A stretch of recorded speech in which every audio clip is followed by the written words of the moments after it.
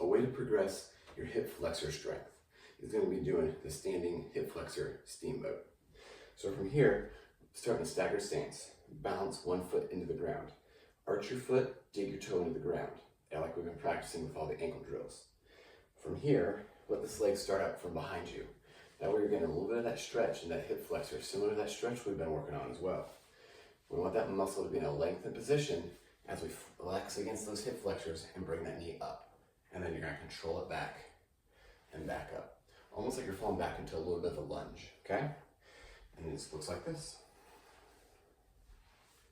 You can use a wall or a chair for a little bit of balance. It's not so much a balance drill as much as working that front hip flexor. Keep the core tight. Don't let your back arch. Work on that control.